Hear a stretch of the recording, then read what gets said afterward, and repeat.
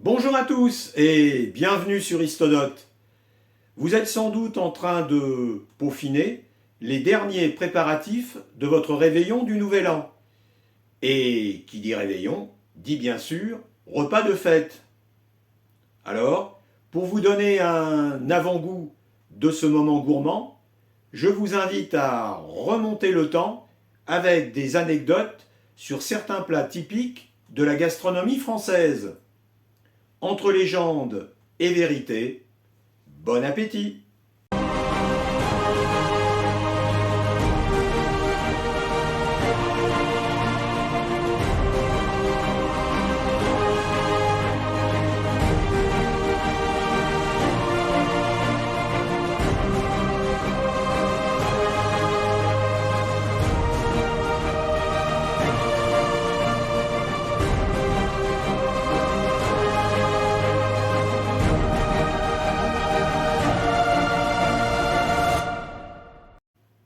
La cuisine est un art millénaire.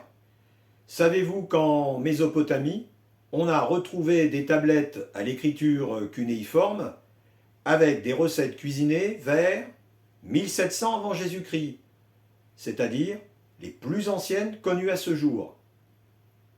Plus près de nous, c'est le Viandier de Guillaume Tirel dit Taïwan qui est de loin le livre le plus célèbre et la référence de la cuisine française du Moyen Âge. Ce cuisinier travailla dans les maisons royales pendant plus de 70 ans. Comme son nom ne l'indique pas, ce viandier ne désigne pas seulement la préparation des chairs animales, mais aussi celle de toutes sortes d'aliments. Bon, je vois que vous commencez à avoir faim. Alors, attaquons les plats.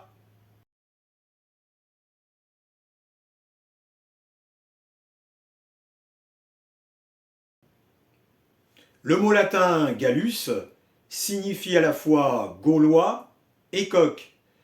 Cette association linguistique a permis aux Romains de se moquer de leurs adversaires en les assimilant à ce gallinacé bruyant. Pourtant, les Gaulois, loin de s'offusquer de cette comparaison, vont finalement l'adopter comme emblème. La légende raconte qu'en 52 avant Jésus-Christ, au siège de Gergovie, le chef des Arvernes Vercingétorix fit envoyer pour le narguer un coq, symbole de la combativité, de la vaillance et de l'orgueil du peuple gaulois, à son assiégeant, le général romain Jules César. En retour, le futur empereur l'invita à un repas où il fit servir son coq, mijoté au vin. Vercingétorix apprécia modérément la plaisanterie, puisqu'à la tête de 30 000 guerriers, il infligea une cuisante et humiliante défaite aux légions romaines. Une victoire sans lendemain, puisqu'il dut s'avouer vaincu quelque temps plus tard à Alésia.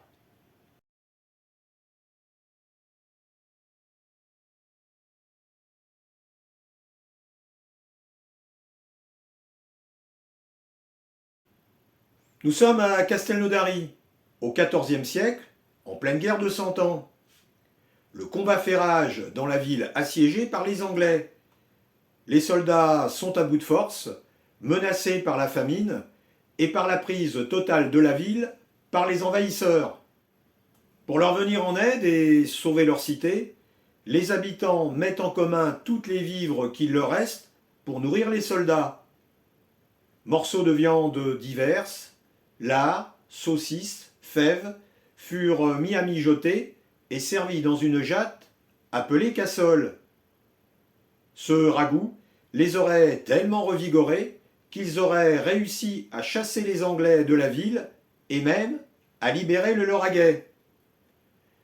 Cet épisode, très enjolivé, fait sans doute allusion à la mise à sac de la ville en 1355 par le prince noir, fils du roi d'Angleterre, Édouard III, qui massacra ses habitants avant de l'incendier.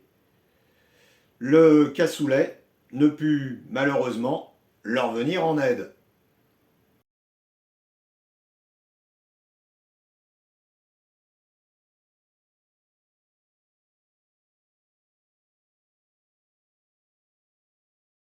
Ce plat doit sa notoriété à un certain Guillaume Roussel, plus connu sous le nom de Cadet Roussel.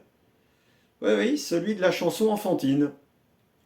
Huissier à Auxerre, ce personnage devint très populaire à la fin du XVIIIe siècle.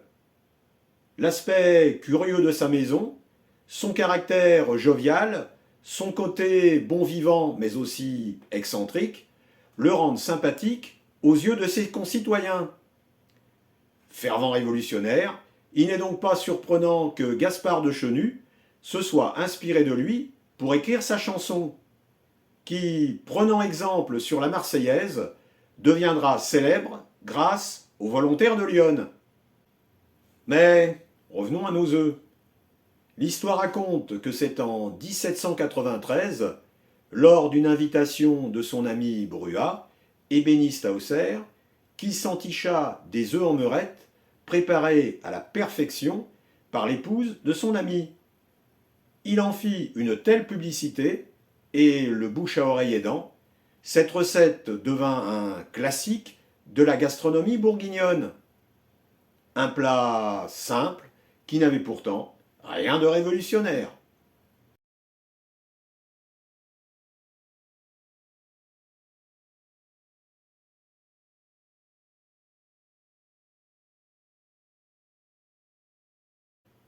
Le 14 juin 1800, le général Bonaparte défait les Autrichiens à Marengo.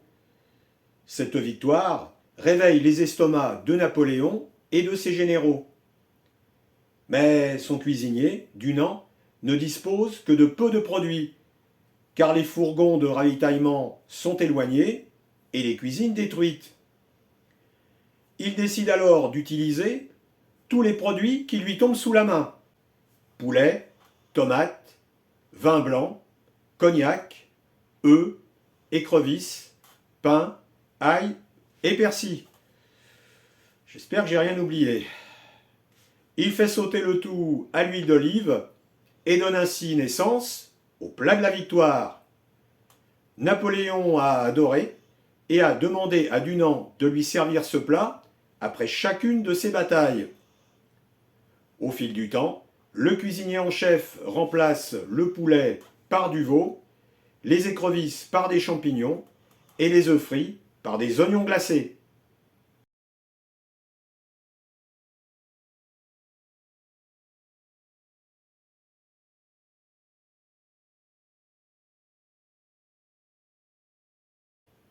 Le 4 septembre 1725, Marie Leczinska, fille du roi de Pologne, épouse le roi de France, Louis XV. Un mariage fructueux puisqu'ils auront 10 enfants. Mais comme son arrière-grand-père avant lui, il aime courir le jupon et délaisse sa femme. Parmi ses nombreuses maîtresses, les célèbres marquises de Pompadour et Madame du Barry. Pour retrouver les faveurs de son royal époux, elle demande à son pâtissier alsacien Storer de concocter une recette pour réveiller ses ardeurs, tel un filtre d'amour. Il aurait reçu comme consigne de revisiter en version salée les puits d'amour, ces gâteaux en pâte feuilletée dont on avait coutume de louer les vertus stimulantes. Parmi les ingrédients ajoutés, des testicules de coq. On n'est jamais trop viril, hein. Malgré les bonnes intentions de la reine, ces bouchées n'ont pas eu l'effet escompté, puisque Louis XV continua de cumuler les infidélités jusqu'à la fin de sa vie. Toute l'éducation, les clés, c'est ça. Qu'est-ce que c'est ça? C'est quand on reconnaît un mâle d'une femelle, quand même. Ah. Les clés, c'est les cocoilles du canard. Bon, je ne peux pas vous dire autre chose. Une partie est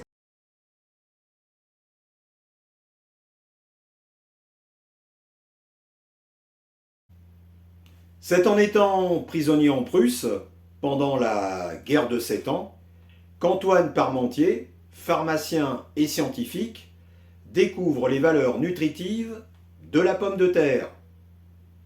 À son retour en France, en ces temps de disette, il tente de faire accepter la consommation de ce tubercule. Mais les Français, en particulier ceux du Nord, sont réticents et ne l'utilisent que pour nourrir leurs animaux. Le roi Louis XVI, intéressé par ses travaux, lui octroie une parcelle de terre réputée incultivable dans la plaine des Sablons près de Paris pour y faire ses plantations. Pour attirer la curiosité de la population, il fait garder ce champ le jour par des hommes armés et les retire volontairement la nuit. Ce plan fonctionne à merveille. Persuadés qu'il s'agit d'un mets de luxe réservé au roi, les paysans et les curieux viennent voler la nuit les précieux tubercules pour les planter dans leur propre jardin. En quelques années, la pomme de terre va devenir l'aliment de base. Reste à l'accommoder au mieux. Parmentier invente plusieurs recettes, dont celle du hachis qui porte son nom. Un mélange de pommes de terre réduites en purée, salée et poivrée, avec des restes de pot-au-feu ou n'importe quel autre morceau de viande ou de poisson, cuit et haché, puis passé au four avec des oignons, du persil et un œuf. Un plat qui continue de nos jours de ravir petits et grands.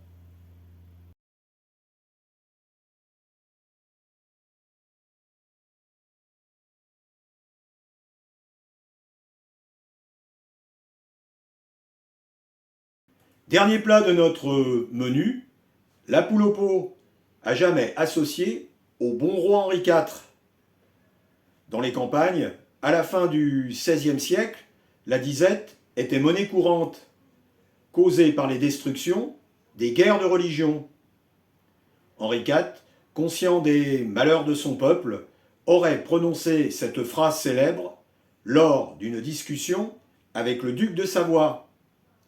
« Si Dieu me donne encore la vie, je ferai qu'il n'y aura aucun laboureur en mon royaume qui n'ait moyen d'avoir une poule au pot. » En réalité, cette citation ne date pas du vivant d'Henri IV, mais apparaît 50 ans plus tard dans un ouvrage écrit par le prélat français Ardouin de Péréfixe, précepteur du jeune Louis XIV.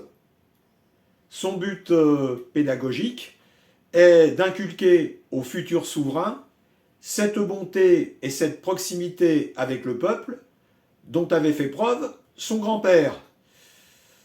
Pas sûr que la leçon ait bien été retenue. Plus de 200 ans plus tard, Louis XVIII fera compléter cette phrase par « tous les dimanches », montrant lui aussi que la monarchie française était proche du peuple.